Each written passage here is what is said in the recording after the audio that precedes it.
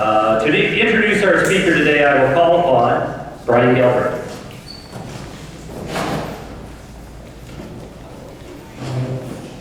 President Craig, fellow Rotarians and guests. Put your hand up if you've ever been in the Barrie YMCA for recreation purposes. Maybe it was to work out like Arlette, or a spin class like George Cameron, or for me it was swim lessons. All 5 of our children have learned to swim at the YMCA. And that's what the YMCA means for people like us, the privileged ones in the community. It's about recreation. But the YMCA does so much more for the community, for the people who have needs and are less fortunate than us. So today we have 2 speakers from the YMCA to talk about what services they provide in the community and to share their good news, which is we're getting a new YMCA for Barrie. So I'd like to introduce Anna Cheney. She's a past member of this club, so welcome back. And she's a volunteer with the YMCA. She's a co-chair of the Capital Campaign. And Brian Shelley, he is employed by the YMCA. He's their vice president, and get this title, he's vice president of philanthropy, marketing, and communications. Isn't that amazing? So ladies and gentlemen, please welcome Anna and Brian.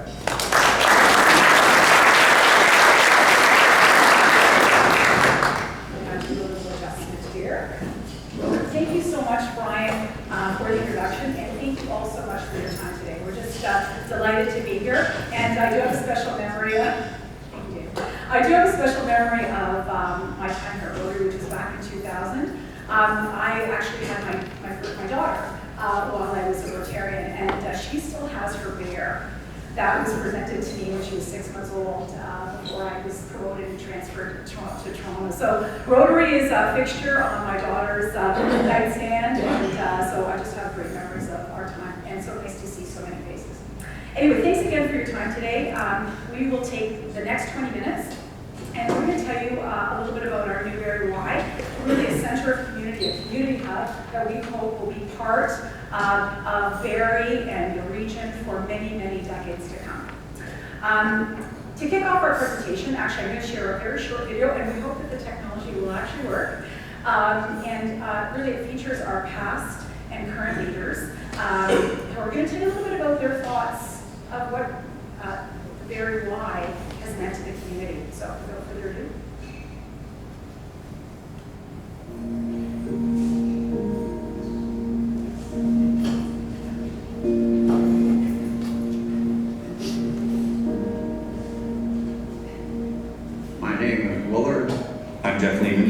I'm Janice. I was the last mayor of the town of Barrie and the first mayor of the city of Barrie.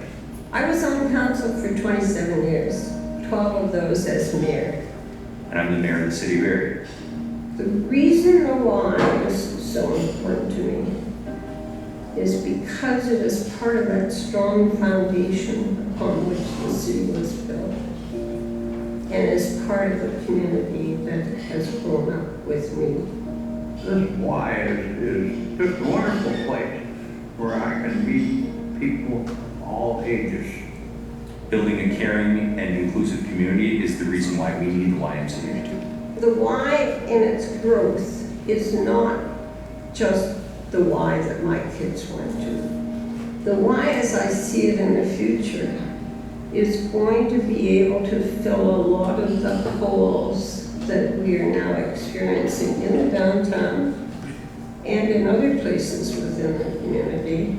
By virtue of being at Dunlop and Bradford Street, you can hardly imagine a better location when it comes to access by transit, access by foot, the sort of centrality of the location itself, and as well the other facilities and services that are in the area that the Y's clientele will be able to benefit from. It's important to all of us. The Y is a great place that anyone can come to. The Y has grown over the years, and they've outgrown their present site. The idea that they're going to be in the downtown is just the absolutely best idea. I'm really sorry to have lost my Central Collegiate that I went to, and my father went to, and my kids went to. But to have a Y out on some of that Central Collegiate property makes me feel good again.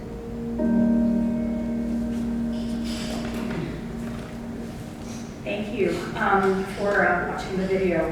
We're really pleased that Willard was able to participate. May I say it was his last day at the Y after almost 53 years of daily visits. So if that isn't an inspiration to us all, I don't know what is. But so we're just thrilled that he was able to join us. So Janice Laking talked about the Y providing a strong foundation for people of all walks of life and all ages. And in fact, the Y's been doing this for over 100 years, and I'm not sure how many people know that. So I'm going to spend a moment or two talking about our history. In 1907, we were actually located at what is now the Farmhouse Restaurant, and it was actually called the Railway Y, and I'm not sure how many people are aware of that.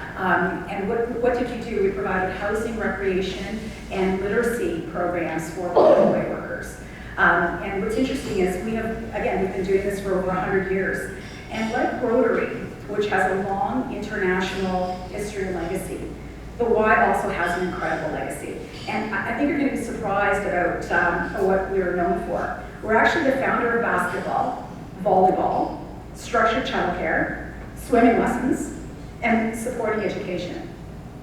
And in fact, helping to establish some of Canada's largest and well-known universities.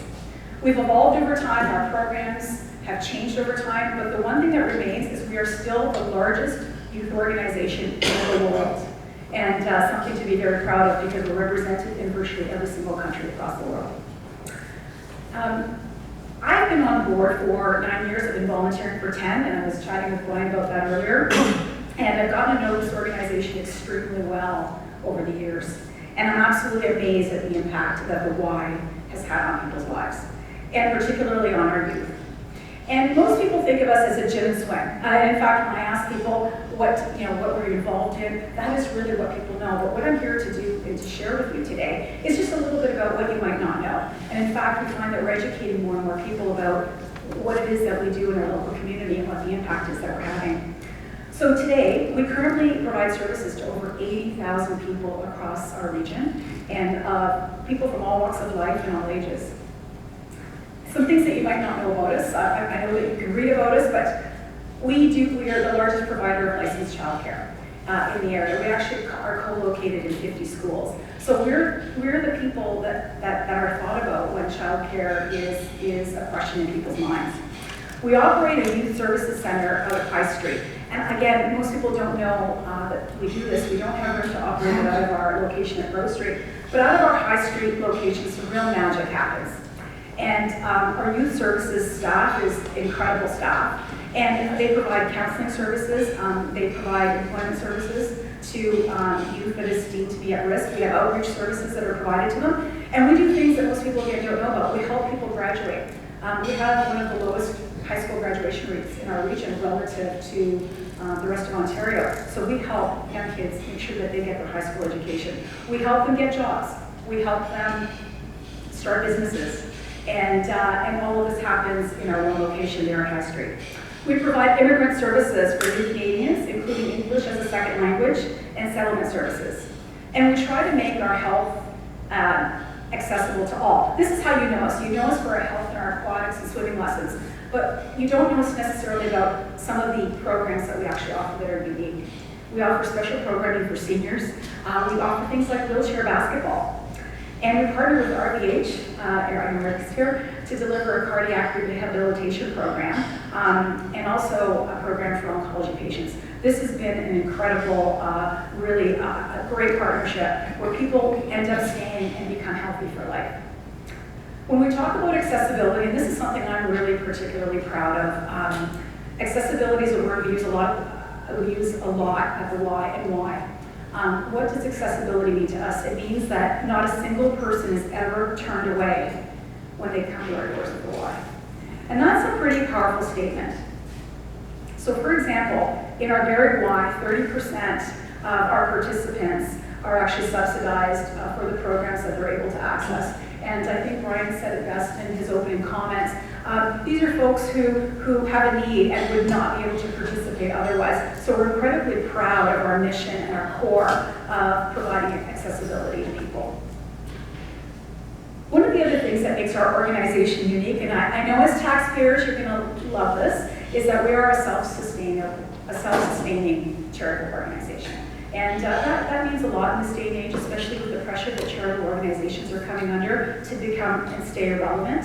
And we operate as a social enterprise, so also again what that means is that we have to run our businesses in a responsible, sustainable way. That has been an incredible asset to us as we have been going out to our community, our partners, our government partners, etc., particularly looking for funding at this particular point in time. And finally, we employ over 1,200 people. That makes us one of the largest employers in Simcoe County, and we are one of the largest employers of youth, together with our partner in the back at McDonald's being another large youth employer, so we're incredibly proud of that. So if I could just have this, thank you. So you might be asking, why do we need a new Y now? Well, I don't know how many people have walked into our Y grocery, or like you're laughing. Yeah, it's, you know, it's tired, it's done its work, but most importantly, it's just not meeting the needs of our community. And that's the biggest reason when we started on this journey about 9 years ago, and I was on the board at that time when we started down that journey of looking to build a new Y. What did we do? We said, okay, we know the community's changed, let's go out. We did our research, we did our strategic plan, we talked to stakeholders, we talked to actually many people in this room about what we thought the community needed. We talked to other organizations that we partnered with. And really, our community has completely changed. Our needs are different than they were 50 years ago when that building served its purpose. There are some pretty disturbing trends out there, and I'm sorry to be a little bit of a downer here, but and I know that you know these trends as well as I do. But in Simcoe County, relative to the rest of the province, we do have a higher incidence of cancer and cardio disease. We have a higher incidence of youth who say that their mental health is either poor or fair, and we have a higher incidence of youth homelessness. Now, again, I'm sorry to be a bit of a downer, but these are the reality of some of the stats. And I'm only giving you the highlights, because certainly we could share more about where our region sits relative to the rest of the province. And this is creating some very, very different needs. The Y is one of the few organizations that focus on prevention. And I want to just talk a moment about that because it's such an important uniqueness. When we focus on prevention, we instill habits that lead people to make healthier choices. And I know we were chatting earlier, you know, we're parents, right? And as parents, we look at, you know, what choices are our kids making? What is impacting those choices? And as Brian said earlier, we have the ability to go out there and search out the options for our children. And it certainly is taking a village. Maybe it's always taken a village to raise our youth, but I think we're finding more and more it really is taking a village. And not all people have access to that village. And of course, we know that if our youth thrive, families thrive, then our communities thrive, and it becomes a cycle, and hopefully a positive cycle. We've been going out and telling our story for the last 2 years, educating people about what we do, and we are finding more and more feedback coming back that prevention is critical, and programs and organizations that are doing prevention work are coming under pressure. They're coming under pressure for resources, and some organizations are simply becoming irrelevant to the youth of today. So we have some true stories to share, but I'm going to end off with this particular slide. So actually, Brian is going to share some of the many stories about the fact that we do change people's lives. But we have better and better research all the time, and I'm happy to share just some of the research today. So the Y in Toronto is actually one of the world's largest YMCAs. And I'm very proud they do unbelievable work, and they're involved in all areas where there are community needs. But they just shared the most recent research with us because obviously we're trying to measure the impact of what we do. We know it's there, but measurement is so important. And if you'll notice on the slide, one of the things that the Y has found in their new research center, which they had just instituted and established at the Toronto Y, they basically went out and researched and said, okay, if you have a connection with the Y or have had a connection to the Y, they measured 3 things to see where people stood, whether they had a connection or not a connection. And, oh, I'm sorry, I just have to read this slide, thank you. overall, generally, they found that people who had a connection with Y, they had higher general health, they had higher levels of mental health, and a higher satisfaction with life overall. And the impact is quite significant overall ages. So just to end off, before I turn it over to Brian, the feedback from our community has been incredible, and I think the message that we're getting loud and clear is that the Y is needed now more than ever in terms of what we do around prevention. And I'm going to turn it over to Brian, who's going to tell you a bit more about the actual project itself. Thank you.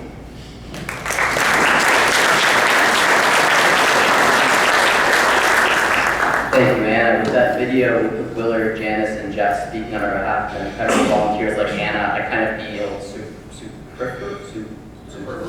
Thank you. I have an English degree from Queens, so doesn't speak very well for that. I guess that I can't remember that word. But thank you, Anna, for speaking so well and so articulately about the impact of our YMCA. And I am here as a paid employee of the Y as opposed to a volunteer, so I'm here to speak about the nuts and bolts of the project itself. If we move to the next slide. So what we're calling this project really is we're building a new kind of Y. And it's a new kind of Y because of the way it's operating and where it's operating and the impact it's going to have. Typically when we talk about building a YMCA in the past, we talk about the impact it's going to have on the members and the people who are served through the YMCA programs. What's exciting about this project is it's bigger than that. This is about an entire community, it's about an entire neighborhood, and it's about many organizations benefiting. We can go to the next slide. But if we start and we look at the YMCA programs, the YMCA at its nuts and bolts is the programs we offer. We will be delivering health, fitness, and aquatics for all ages and abilities in this new YMCA. And this is critical in this neighborhood because the Barrie's urban growth plan calls for 26,000 people living and working within the downtown core within the next 10 to 15 years. There is no plan for a municipally funded recreation center in that neighborhood. So if we're going to have 26,000 people, roughly the population of Aurelia, living within 2 to 3 blocks of Dunlop Street, we need to have programs and services for families to make sure that they can live healthy and engaged lives. We'll be expanding our programs for children and youth, and all of our youth services programs that Anna spoke to will be moving into that location. So that's our youth counseling programs, our youth employment programs, our youth entrepreneurship programs, as well as day camps and other programs for children. And then as always, we'll be working with community partners, with the community itself to expand and change our programs to meet the needs of the community. And YMCA has been doing that for over 150 years across the world. I mean, YMCA started off in the business of Bible study in church basements. If we hadn't evolved, we would no longer be probably in business. So we continually are evolving to meet the needs of our changing communities. Next slide. We're also excited, though, that this is going to be a true community hub that's going to benefit YMCA programs, but also the programs of our partners. So RVH will have their cardiac rehab program based in this facility. So with our honorable MPP here, I mean, this is truly putting an end to hallway medicine, in that instead of cardiac rehab happening in the basement hallways of RVH, it actually moves into a center of wellness, where people are getting fit around other people who are healthy. We are partnering with Youth Haven to open Simcoe County's first transitional housing unit for youth. And so what transitional housing is, because this is a term that not everyone's familiar with, these aren't youth that are in crisis, but these are youth that are coming out of households that were in crisis or are still in crisis. So it's a young person who has a job, who's trying to make that pro-social turn in life, but doesn't have the benefit of a family like what you provide your families with, stability. And so they will be paying rent, they will be engaged in life skills courses, and they'll be living in subsidized rental on the 3rd floor of the YMCA facility with a separate entrance to provide them dignity of their own private accommodation. But again, we're so excited for this partnership with Youth Haven because this will be the first truly the first Simcoe-wide transitional house unit. Right now, Youth Haven, I think, has 4 transitional beds within their emergency shelter. If you think about that, it's very hard to transition out of emergency when you're living and breathing and sleeping with young people who are in crisis. So to have these 2 programs separate is so important. And then finally, we will also be housing the Simcoe Scotia cancer programs rehabilitation program in this facility as well, very similar to our cardiac rehab program. So we're excited about those partnerships because this center not just strengthens the Y's capacity, but also our community partners to do good in the community. Next slide. Finally, and Anna spoke to this a little bit, when we went out and engaged our community, engaged our members to better understand where the YMCA needs to be located, and Jan spoke so well of this in the video, we heard loud and clear that it needed to be in downtown, and it really needed actually to be in the west end of our downtown. I'm not here to comment on the reasoning behind closing Barrie Central. But when that school closed, X number of years ago, we removed a positive pro-social element of that end of our downtown core, creating a cavity. And we are proud that the YMCA can be a part of rejuvenating and redeveloping that west end of our downtown, creating a positive pro-social gateway that nicely bookends the east end of downtown, the good side of the track. From a business development perspective, this will be bringing 800 to 1,000 people into our downtown core daily. From a foot traffic perspective, when we presented the VIA, as soon as we presented that number, we got lots of smiles and nods. This is going to have a positive impact on our downtown. And then, from the perspective of creating employment opportunities, as Anna said, we are one of the largest employers in Simcoe County. But this project itself, because it's part of a residential development as well, is actually literally going to create thousands of human hours in employment opportunities in our downtown core. Next slide. So this is what your new YMCA will look like. That is at the corner of Bradford Street and I guess and where Simcoe Street currently ends. So at the corner of Bradford and Dunlop will be park space working around the creek. But our YMCA will then be there. You can see it'll be adjacent to the facade of the Prince of Wales School, which will remain up as a public park in our display. We've signed an agreement of purchase and sale. We signed that in January 2019. We'll be launching our capital campaign in the fall. We take ownership of the property officially in 2020, and we intend to have shovel in the ground by the end of 2020, with the goal to open our new facility in 2022. Next slide, please. I'll go through a quick walk through the facility. So everything in blue is public space. Everything in gold would be for our members, our membership programs. So on the left side, we have a youth senior hub, so space where we can deliver pro-social programming for youth, and where our partners can offer pro-social programming for youth. When that's not used, I feel like Joe Pesci in the movie, like that's a ditty. When that's not in use by youth, then we'll be able to offer also senior programming in the mornings to make use of that space all day long, and our partners will as well. Our youth services offices will be on that floor, and then we'll also have an open atrium, a cafe, and then as we move over to the membership side, that's where we'll have our full-size gymnasium, there'll be an indoor playground, child minding space, change rooms, 2 swimming pools. And again, it is so important. We spend a lot of time focusing on that youth outreach side and on that social outreach side, but again, if we think of Barrie growing, or downtown Barrie growing to 26,000 people, having a recreation center with these amenities is so critical for that to be a healthy neighborhood. Next slide, please. As we move to the second floor, you see a full 100-meter track above the gymnasium, very large conditioning space, fitness studios, and then also public meeting spaces for service clubs or for other organizations to make use of, permanent space for our health and wellness partners from RBH, as well as a little bit of admin space. And then as we move to the third floor with a separate staircase and elevator entrance, we would have our transitional housing unit in partnership with Youth Haven. So moving on to the next slide. So as Anna said or alluded to, we are launching our capital campaign in the fall. And this capital campaign will not be about bricks and mortar. It's going to be about the real faces of our community, the real stories of 100 different people who have benefited from the YMCA. So if you'll tolerate me, I think I'm close to time here, but in the top left corner, that's our friend Nathan. Nathan was born at 2.5 months premature. He spent a good chunk of his first year in NICU. And in our YMCA childcare programs, he is thriving today, and every day parents are just so thankful that he's having this incredible positive experience where he's coming home and developing. And when he entered our childcare programs, he was so far delayed, and he's now up to par with all of our peers and really, really thriving in our centers. If we go across the top, we have Mo. Many of you may know Mo. Mo is a business owner in the East End of Barrie. He owns several different pizza joints. When Mo came to Canada, he knew no one, and his first stop was YMCA Immigrant Services, and that's where Mo became connected to his community. And his quote there was that when he knew when he needed anything, the Y was the place that he went. If we go to our bottom left, we have another new Canadian, Mildred. Mildred came to Canada from Cuba, again with no family, not even speaking English. She came in through our English as a second language programs, started volunteering at the front desk at the Barrie Y, eventually became a fitness instructor, and has had such an incredible, what a wonderful full cycle story. Mildred's been one of our most incredibly impactful infrastructure across Income Scope over Barrie and Innisfil over the years.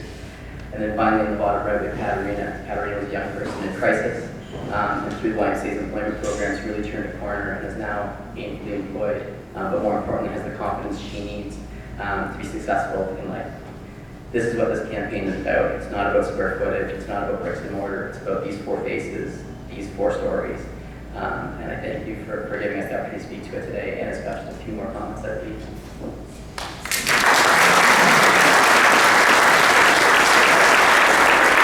Just end off before we take a couple of your questions. I'm glad we were able to share our 100 Reasons Why campaign. I hope that when you see the campaign, you think about the stories and the people, and perhaps you have your own stories about your own why experience. So we're delighted that we're able to share that with you. I just want to close off again before comments. We are thrilled to be making this very significant investment into the health of our community. And it's the thing that we only do an opportunity to do once every 50 or 60 years. And so we know it's going to be a tremendous asset to the community. And I'd like to, Brian Tamlin, who's my co-chair, I think he likes to talk about, I'm just going to quote him, I'm not going to quote him well, but I'm going to try. He really speaks to the partnerships that are evident in this particular project. And it's those partnerships that allow us really to do the community building that he talks about. And the community building really is about, we've got scarce resources. And how do we leverage those resources and impact more people? And I think that's what we're the most excited about when we launch this project. So thank you so much for your time today. We so appreciate it. We'll open up for questions. Thank you. I was part of the presentation board last year. George, could you just tell the group how much the Y is asking us for? We were told not to, so. Yeah. This will be discussed as a city meeting. Yeah, I mean, I can say that we are hoping that the 3 clubs combined across Barrie will consider a gift at our naming rights level. So we have naming rights available for 100,000 or more. We would hope that the Rotary Club would be able to take leadership role with a gift in and around $500,000 between the 3 clubs. Pledged over 7 years, if that's doable. Yeah, and again, I think our purpose today really was to educate. We're doing a lot of that, and I think people will hear, when they hear about what we do, to be honest, our donors are really, they're giving to our project because of our mission. So we didn't come here with a specific ask, we really just wanted to let you know about what we do. Sorry, I saw Rob laugh. My turn. Anna and Brian, the investment in the Y and the payback from the Y, the youth and young people and people in general that you will keep out of our healthcare system, that you will keep out of our criminal justice system, and the costs that will be associated with dealing with them there, as opposed to the prevention that the Y will produce or supply, it's a no-brainer. It's a great investment in the community. So not just a question, but a fantastic statement. Thank you so much, Rob. I appreciate your support on this. I was told guests can ask questions. So I had a meeting with Brian about this project, so most of my questions were answered, but one came to mind during your presentation. Because the 4th stream of our infrastructure funding provincially is recreation centers, just like this one, so you'd be eligible. My question is about your basketball court, whether or not it would be big enough to host tournaments in Barrie, because there's been case after case where we had the opportunity to have bigger stadiums for bigger events, and it hadn't happened. So how big will this one be? Will be able to host those types of things? So it is a full-size basketball court. It isn't a shortened court. Currently, our plans do not fit in stadium seating. However, with the support of our provincial government, I'm sure we could find the square footage for some ruling. So I think, especially in the downtown core, I don't know that that's the best space for that. But it will be a full-size basketball court. So to that end, it probably could be working with the city and with Georgian to host basketball tournaments where we have multiple sites working together, because it will be a full-size regulation basketball court. But again, if the government would like to provide the funding to expand. Can you tell me the layout of the land? Was the track track still in existence or will not be in existence? Oh, the outdoor track? So that, thank you. So the question was the old red story field, right? So that was in a land swap between the city and the developer, FIT Development. So that actually will be developed for towers. So there'll be 3 residential towers on that property as well as a parking garage.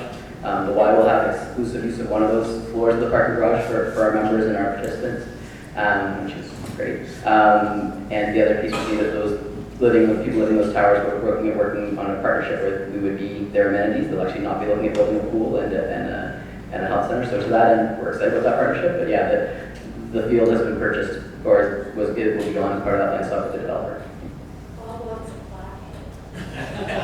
We have a 100-meter running track on the indoor of new YMCA, and for the right price, Bob, we could put a flag.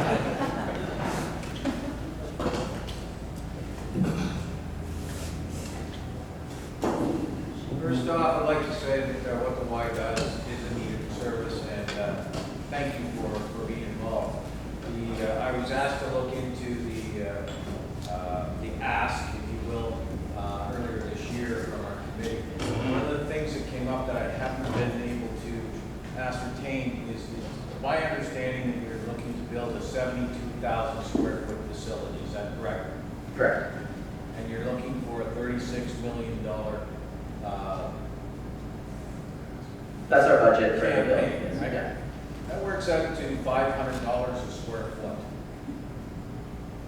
Generally, buildings like what you're talking about will come out to about 200 to 225 per square foot. Could you explain the difference, please? So there's 3 different elements to that. What's not included in that square footage is parking, right? And we are contributing towards that parking tower, which is going to be covered parking. So there's significant input into that as well.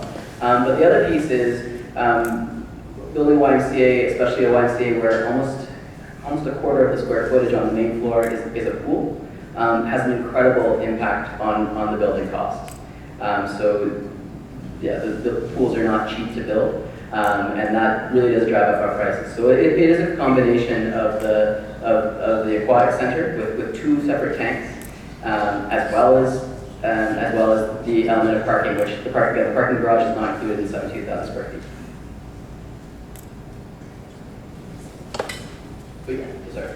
Sorry, so the cost of parking is included in the 36 million, not included in 72,000 square feet. No more questions? What's the status of the current Y sale of current property? So we have rezoned that property, and we have an agreement for sale of that property. We will be, actually our development partners on that site will be looking at building towers, beginning construction within the next 12 months. However, their building is phased in such that we can keep our doors open and continue to offer programming up until the point that we are moving to our new location. It's challenging, and that is a tired building, and it has certainly served us well. And so we're having to make constant, difficult decisions on what gets repaired and what do we start shutting down as we start sunsetting that facility. We want to make sure that we're operating in a way that is responsible. And so to invest $3 million into a facility that you're going to be closing in 3 years is difficult. But as of today, we continue to operate, and we have an agreement in place that allows us to operate for 4 years past the point of shovel in the ground with the development on that site. Does that answer your question, Tom? Thanks. On behalf of the Rotary Club, I'd like to thank Brian and Anna for a very interesting talk.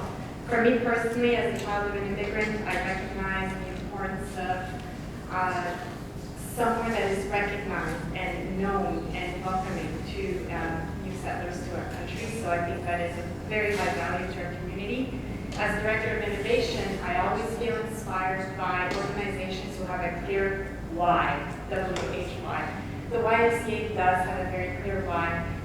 It recognizes the value of making everyone feel loved, included, and dignified. And that is so important. We forget that because many of us are blessed, so we don't think how important it is to feel dignity no matter your socioeconomic background. So I hope that the club will decide to encourage you. That's my personal opinion, just putting it in there. And just reminding everyone that it's an amazing feat to have an integrated future development. We often think in silos. You are taking an integrated approach with a view for employment, inclusiveness, accessibility, dignity, and one thing you didn't mention, but I think is very much needed for the downtown core, but for our city in general, is pride. We are so hard on ourselves in Barrie. I don't come from Barrie, and I've seen it. And I used to think that of Barrie. Now I'm part of the community, and I think this will give us even more pride to the downtown core. So thank you.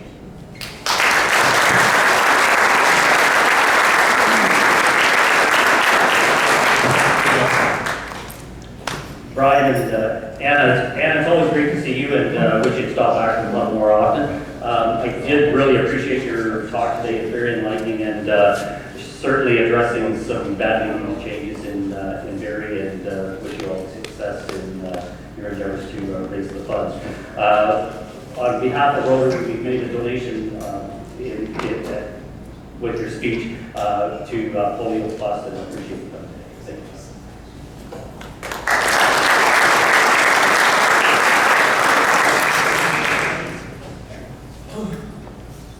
So,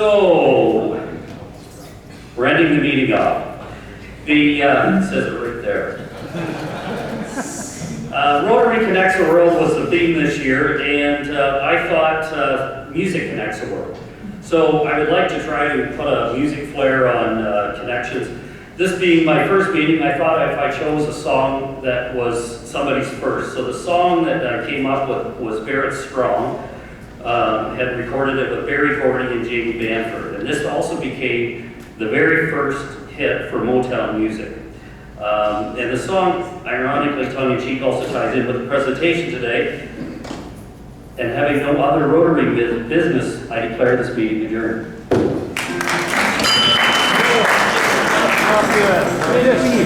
What's the song?